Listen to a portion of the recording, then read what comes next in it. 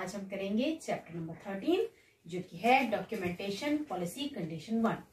अब जैसे कि हमने लास्ट चैप्टर में किया कि प्रपोजल स्टेज के टाइम पर हमें जो डॉक्यूमेंट्स चाहिए होते हैं वो रहते हैं प्रोस्पेक्टस और प्रपोजल फॉर्म।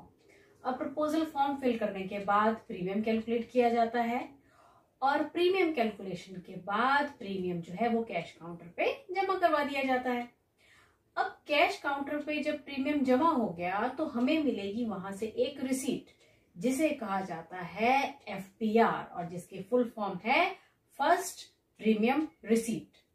अब ये जो फर्स्ट प्रीमियम रिसीट है ये एक प्रूफ है कि जो इंश्योरर और इंश्योर्ड के बीच में कॉन्ट्रैक्ट है वो स्टार्ट हो चुका है, या आप इसे इंग्लिश में भी याद रख सकते हैं that it is an evidence that contract has begin. अब ये जो FPR है इसमें कुछ इंफॉर्मेशन रहती है, ठीक है। अब वो इंफॉर्मेशन क्या है? अब इसमें इंफॉर्मेशन रहेगी सबसे पहले तो name and address of the life insured, then policy number, then premium amount paid, then frequency of the premium payment, next due date of the premium, then DOC जिसे कि डेट ऑफ कमेंसमेंट भी कहते हैं, then date of final maturity, date of payment of last premium and sum assured. FPR के बाद हमें मिलता है पॉलिसी डॉक्यूमेंट जो कि हमारे पास फाइनल प्रूफ रहता है कॉन्ट्रैक्ट का। और पॉलिसी डॉक्यूमेंट में 3 पार्ट्स होते हैं, policy schedule, standard provision and specific policy provision. अब सबसे पहले हम बात करेंगे पॉलिसी शेड्यूल की। तो पॉलिसी शेड्यूल जो है ये फर्स्ट पार्ट है जो कि फेस पेज पर पॉलिसी डॉक्यूमेंट के होता है और इसे हम हार्ट ऑफ पॉलिसी कॉन्ट्रैक्ट भी कह सकते हैं। अब इसमें बहुत सारी इंफॉर्मेशन रहती है, इंपॉर्टेंट इंफॉर्मेशन, और उसमें क्या क्या रहता है? इसमें सबसे पहले होगा name of insurance company, then specific details of the policy holder like name, address, date of birth, sum assured, date of commencement, date of maturity, then name of nominee, then policy number etcetera. उसके बाद इसमें होगा insurer's promise to pay, then signature of authorised signatory and the stamp, और end में इसमें होगा address of local insurance ombudsman. अच्छा, फिर आ जाता है सेकंड पार्ट जो कि है स्टैंडर्ड प्रोविजन। ये सेकंड पार्ट है पॉलिसी का और इसमें रहेंगे सारे राइट्स, देन प्रिविलेजेस और कंडीशंस जो कि इस कॉन्ट्रैक्ट के अंडर आते हैं। और जो तीसरा पार्ट है पॉलिसी का उसे हम कहते हैं specific policy provision and it includes legal contract between insurer and insured regarding the contract. With the self-examination questions. Question number 1. Which of the following documents is an evidence of the contract between insurer and insured? इस question में पूछा गया है कि insurer और insured के बीच में जो कॉन्ट्रैक्ट है उसका एविडेंस नीचे दिए गए डॉक्यूमेंट्स में से कौन सा डॉक्यूमेंट देगा। तो ऑप्शंस हैं proposal form, policy document, prospectus and the claim form. देखिए अभी हमने पढ़ा है कि जो इंश्योरर और इंश्योर्ड के बीच में कॉन्ट्रैक्ट है उसका एविडेंस होगा पॉलिसी डॉक्यूमेंट। सो सही answer is option B. Now the next question, if the complex language is used to word a certain policy document and it has given rise to an ambiguity, how will it generally be construed?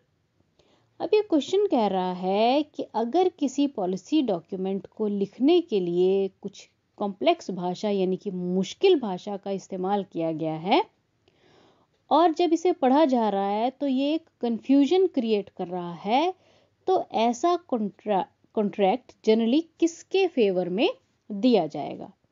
देखिए इस question में ये पूछा गया है कि अगर मुश्किल भाषा यूज की गई है। अब देखिए मुश्किल भाषा किसने यूज की? इंश्योरर ने। और कंफ्यूजन क्रिएट करने के लिए अगर उसने मुश्किल भाषा का यूज किया है तो जो ऐसा कॉन्ट्रैक्ट है वो हमेशा इंश्योर्ड की फेवर में ही यूज किया जाता है, क्योंकि कॉम्प्लेक्स भाषा या मुश्किल भाषा का प्रयोग तो इंश्योरर ने किया है, इसमें इंश्योर्ड की तो कोई गलती नहीं है। तो इसका जो सही आंसर होगा, ऐसा कॉन्ट्रैक्ट हमेशा कंस्टिट्यूट किया जाएगा in the favour of insured. So सही आंसर जो है वो है option A. Now the next question, select the option that best describes a policy document. अब नीचे दी गई ऑप्शंस में से आपको बताना है कि कौन सी ऑप्शन है जो कि पॉलिसी डॉक्यूमेंट को अच्छी तरह से डिस्क्राइब कर रही है। ऑप्शन 1 है it is the evidence of insurance contract, यानी कि ये एक एविडेंस है, प्रूफ है कि इंश्योरेंस कॉन्ट्रैक्ट जो है वो स्टार्ट हो चुका है। ऑप्शन बी है it is the evidence that interest expressed by the insured in buying an insurance policy from the company.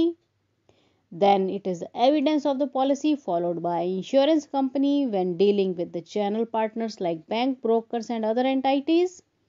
And option D is it is an acknowledgement slip issued by insurance company on the payment of first premium. तो देखिए जो पहली option है वही इसका सही answer है कि जो पॉलिसी डॉक्यूमेंट है ये एक एविडेंस होता है इंश्योरेंस कॉन्ट्रैक्ट का। सो सही आंसर जो है वो होगा option A. Now the next question, which of the below statement is correct. तो आपको नीचे दी गई ऑप्शंस में से सही ऑप्शन को चुनना है। First option is proposal form acceptance is the evidence that policy contract has begin. ये ऑप्शन कह रही है कि जब आपका प्रपोजल फॉर्म एक्सेप्ट हो जाता है तो पॉलिसी कॉन्ट्रैक्ट शुरू हो जाता है। बी ऑप्शन है acceptance of the premium is the evidence that policy has begin. जब आपका प्रीमियम कंपनी ले लेती है तो वो एक एविडेंस है कि पॉलिसी जो है वो शुरू हो गई है। ऑप्शन सी है फर्स्ट प्रीमियम रिसिप्ट, जिसे हम FPR भी कहते हैं, is the evidence that policy contract has begun. और डी ऑप्शन है premium quote is evidence that policy contract has begun, यानी कि प्रीमियम कोटेशन एक एविडेंस है कि पॉलिसी का कॉन्ट्रैक्ट जो है वो शुरू हो गया है। तो देखिए जब हमें FPR मिल जाती है तब हमारे पास एविडेंस आ जाता है कि पॉलिसी कॉन्ट्रैक्ट जो है वो स्टार्ट हो चुका है। तो इसका जो सही आंसर है, जो करेक्ट स्टेटमेंट है, वो है option C. Now the next question, for the subsequent premiums received by the insurance company after the first premium, the company will issue dash. अब ये क्वेश्चन कहता है कि जब आप पहला प्रीमियम जमा करवा देते हैं तब तो आपको FPR मिल जाता है, पर उसके बाद जो आप फर्दर और प्रीमियम्स जमा करवाते हैं तब जो आपको रिसिप्ट मिलती है या कंपनी आपको जो रिसीट ऑफर करती है उसे क्या कहते हैं। देखिए पहले प्रीमियम के बाद जो अगले प्रीमियम आप जमा करवाते हैं उससे जो आपका कॉन्ट्रैक्ट है वो क्या होता रहता है, वो रिन्यू होता रहता है। तो जो रिन्यूअल कॉन्ट्रैक्ट पे जो रिसीट मिलेगी उसे क्या कहेंगे, हम उसे कहेंगे option D, renewal premium receipt. Now the next question, what will happen if the insured person loses the original life insurance policy। अब ये क्वेश्चन कहता है कि अगर एक इंश्योर्ड पर्सन अपनी ओरिजिनल पॉलिसी डॉक्यूमेंट गुम कर देता है या उससे खो जाता है तो क्या होगा। तो ऑप्शंस हैं, insurance company will issue a duplicate policy without making any changes in the contract. ये कहता है कि इंश्योरेंस कंपनी जो है वो डुप्लीकेट पॉलिसी इशू कर देगी और कोई भी चेंजेस उसमें किए बगैर। Then insurance contract will come to end, insurance contract खत्म हो जाएगा। Then insurance company will issue a duplicate policy with renewed terms and conditions based on the current health declarations of the life insured.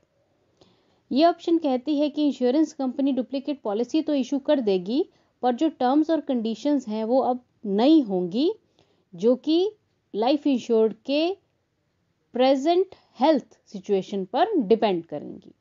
और option D कहती है कि insurance company will issue a duplicate policy without making any changes to the contract but only after the court order, यानी कि insurance company duplicate policy तो दे देगी, कोई changes भी नहीं करेगी, पर तभी जब कोर्ट ऑर्डर मिलेंगे उसके बाद। तो देखिए इसमें जो सही आंसर है वो है ऑप्शन ए, क्योंकि इसमें इंश्योरेंस कंपनी थोड़ी बहुत एविडेंसेस लेके कुछ कंडीशंस के साथ आपको same policy document duplicate form में इशू कर देता है और उसमें कोई भी चेंजेस नहीं होते हैं। तो इसका जो सही आंसर है वो है option. Which of the below forms the first part of standard insurance policy document? अब नीचे दी गई ऑप्शंस में से आपसे पूछा गया है कि जो आपका इंश्योरेंस पॉलिसी डॉक्यूमेंट रहता है उसमें जो फर्स्ट पार्ट है उसमें क्या इंक्लूड होगा नीचे दी गई ऑप्शंस में से। Policy schedule, then policy standard provisions, then specific policy provisions and then claim procedure. तो देखिए फर्स्ट पार्ट में रहता है पॉलिसी शेड्यूल, तो इसका जो सही आंसर है वो है option A. Now the next question, in standard insurance policy document the standard provision section will have information on which of the below. यानी कि जो आपका पॉलिसी डॉक्यूमेंट है उसमें स्टैंडर्ड प्रोविजन सेक्शन में कौन सी इंफॉर्मेशन रहती है। तो देखिए क्या होगा उसमें। पहली ऑप्शन में बताया गया है कि उसमें होगा date of commencement, date of maturity, due date of last premium. Then option B में है name of nominee, option C में है right and privileges and other conditions which are applicable under the contract, और option D में है signature of the authorised signatory and the policy stamp. अब देखिए जो इसमें ऑप्शन ए, बी और डी हैं ये तो पॉलिसी डॉक्यूमेंट के फर्स्ट पार्ट में ही रहते हैं, पर जो स्टैंडर्ड प्रोविजन सेक्शन है उसमें रहेगा ऑप्शन सी, यानी कि उसमें हमारे जो पॉलिसी के अंडर अधिकार हैं, हमारी ड्यूटीज हैं, हमारे राइट्स हैं, वो सभी बताए होते हैं। तो ऑप्शन सी इसका सही आंसर होगा। Now the next question, a clause precluding death due to pregnancy for a lady who is expecting at the time of writing the contract will be included in which section of the standard policy document? अब ये question कह रहा है कि एक lady जिसका जब contract policy contract बनाया गया उस टाइम पर वो प्रेग्नेंट थी।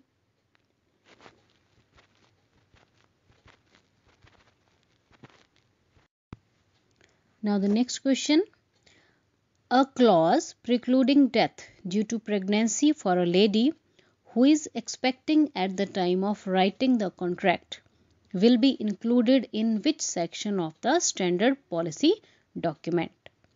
अब ये क्वेश्चन कह रहा है कि एक लेडी जिसने अपनी पॉलिसी कॉन्ट्रैक्ट बनाया है प्रेगनेंसी के दौरान और उसकी प्रेगनेंसी के दौरान डेथ हो जाती है, तो ऐसे क्लॉज को पॉलिसी डॉक्यूमेंट के कौन से सेक्शन में इंक्लूड किया जाएगा?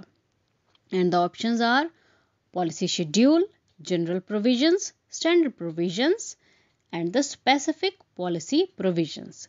देखिए इस तरह के क्रिटिकल केसेस में या डिफरेंट केसेस में जो क्लॉजेस हैं वो स्पेसिफिक पॉलिसी प्रोविजंस के अंडर आते हैं। तो इसका जो सही आंसर होगा वो होगा ऑप्शन डी। नाउ लास्ट में आपके लिए है एक बोनस क्वेश्चन जिसका कि आंसर आप मुझे कमेंट करके बताएंगे। तो पहले क्वेश्चन समझिए, what does first premium receipt और FPR signify? Choose the most appropriate option. Option 1 is free look period has ended. Second is it is evidence that the policy contract has begun. Third is policy contract cannot be cancelled now. And fourth is policy has acquired a certain cash value. तो इसका जो answer है आप मुझे comment करके बताएं।